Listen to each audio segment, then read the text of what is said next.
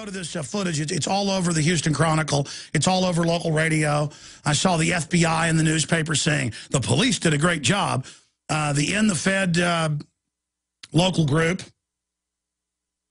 And if you go to Infowars.com, you can see the full write-up. Is basically demonizing the group and talking about how bad they are. It's Houston Free Thinkers. They also are involved in the Fed. And they were just having an event on private property. And the HPD is now investigating clash between officers and partygoers at Houston Free Thinkers event. And so the police show up and start grabbing people. And it's just watching this video of the police strutting around and then cocking his shotgun. And I like the fact that it doesn't intimidate people. When he cocks his shotgun on them, they start howling at what cowards they are. And see, that's the thing. Americans, by and large, are not really scared of the system. They're just lazy. But this type of stuff from the police, especially at First Amendment events, this is the type of stuff that could spark off something really bad. Let's go ahead and go to that video and audio. Here it is. They believe in authority. They don't believe in freedom. They believe in oppression and authority. They don't believe in freedom. They don't. Your freedom talks about it. What for? Right.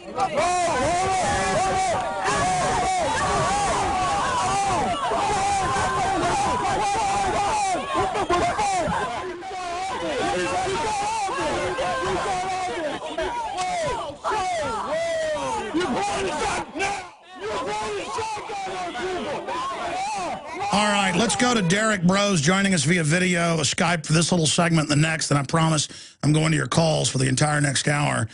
I intersperse a lot of key news I haven't gotten to yet. But, I mean, Derrick, you know, this compared to cops stomping autistic kids' heads for no reason and obviously getting off on it or beating a homeless man to death and then lying about it. And those cops have been charged. I mean, this is people getting out of control. And I understand you can get out of control in emotional situations. So I'm not even trying to particularly judge them generally. But the fact that cocking the shotgun and waving guns around at people is being defended in the local media just shows that the establishment media is going to defend this stuff. Exactly what happened? Okay, hey Alex, how you doing? We were having an event here in Houston. The Houston Free Thinkers, we do events every 3 weeks. We raise money for local charities, and this one was just a big free party, kind of thanking the community to help us. We're having a lot of success out here, as you know. And so we had 20 bands. We had a bunch of drinks and free food provided by Food Not Bombs Houston. The police showed up around 10:15. I was notified. I went around the backside to try to talk to them, and about 10 officers showed up for a noise complaint, supposedly, and I tried to work with them, myself and the owner of the venue, the compound, which is actually private property that he lives on and owns. We were telling them we would shut down the back outside stage, and they didn't want to work with us at all, so we kind of went back and forth for about 5 to 10 minutes. And then I saw the cops starting to walk around the property, around the private property, and I asked if they had a warrant, and about that time, one of the other officers asked me if I had an ID on me, and it's just sort of me exercising my rights, but I don't carry ID on me. I'm not operating a motor vehicle, but I told them my birth date, my full name, and I made sure they heard me say I'm not failing to identify myself. And one of the officers asked me to come out to his car, and I asked him if I was being detained. He said I was not, so I told him that I would stay where I was at. And at that point, he grabbed me by the arm and tried to pull me, and I sort of stepped back and told him that, while I respect that you're an officer of the law, you're a human being just like me. And you got to follow the law, and here's the deal. Now they take people to rendition sites. So in the future, it's going to get to the point when there's no real law and order in government that you don't have a choice. You can't go with them because you could disappear. Definitely, and that's kind of what we were trying to avoid. I mean, we have the NDA that's passed recently. We've done a lot of action on it. We're very well known by HPD, so I don't want to be going with them anywhere if I'm not being investigated. And at that point, he grabbed me, both my arms, and started pulling me, and I turned to the crowd that was there and told them, I'm being illegally detained, and everybody pulled out their cameras and their cell phones, and they took me out to the street and kind of threw me on the back of the hood of the car. And that's where one of the videos that you can see where Micah Jackson, the other person that was involved in this, he started filming me. We did a quick little interview while I was on the backside of the cop car, and that's in our article on HoustonFreethinkers.com. And after that, everybody started coming to the streets, and people were obviously very upset. They know us through the group, and they know us from putting these events on. And I was being taken away, basically kidnapped off private property into the public street. I wasn't told what was going on. And then I guess when the cops realized the situation was escalating, they quickly shoved me in the back of the cop car. and I was stuck back there. I was never told, you know, what was going on or what I was being charged with. And while I was in the car, the officer that put me in there, he was trying to get the district attorney to accept felony inciting the riot charges on me, but she wouldn't go for it. So I was... So just because you politely up front said, I don't have my ID on me, you have a Fifth Amendment, by the way, you don't have to, that failure to ID stuff's all been thrown out of court, but they don't care. They still think it's their right to do it. You're there, they've come to you, this is all happening, and now he's trying to get you for inciting a riot, wanting to show you by putting you in jail. And we've got 6 million people in prison. And so we are now the new prison economy. Now, when did it get to the point of pulling the shotgun out and, you know, waving guns around at people? So I'm in the back of the cop car while the cop is sitting there describing to the DA that there's a couple hundred people, we're all drunk and this and that, trying to make us sound like a mad mob.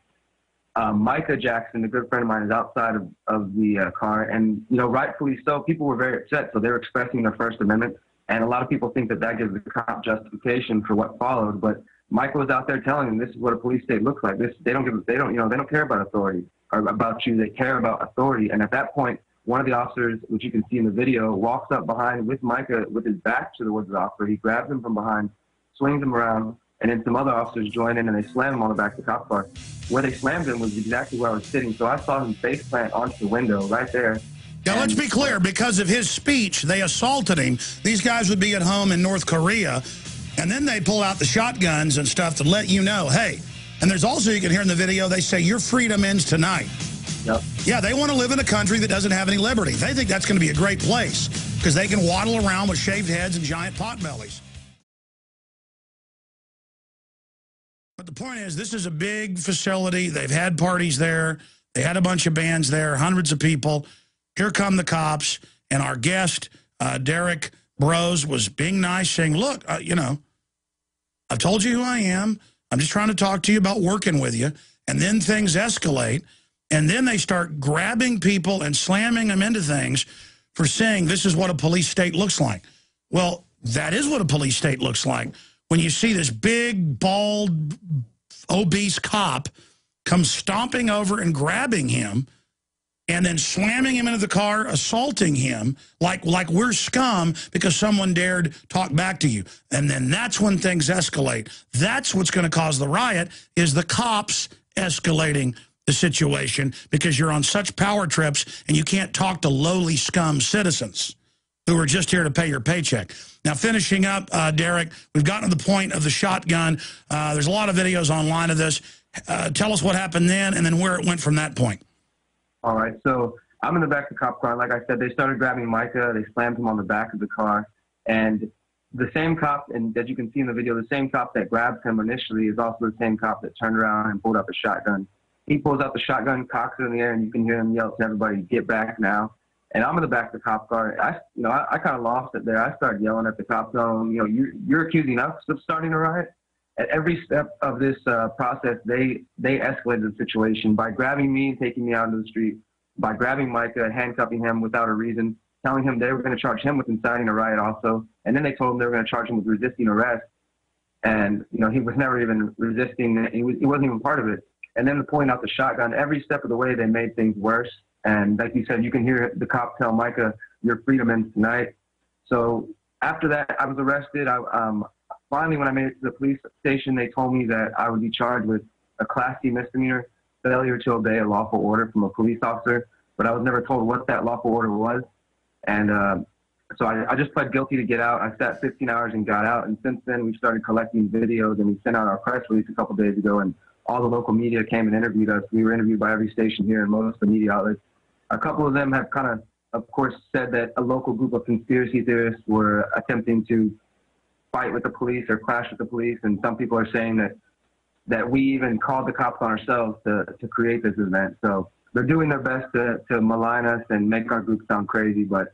Well, they do that now. They're like, they want to get rid of the Federal Reserve. They're conspiracy theorists. Now, having a political view outside the establishment brainwashing is a conspiracy theory. I've seen it in the news where being groped, if you don't like being groped, you're a conspiracy theorist. So now, having an opinion, you're not allowed to have it.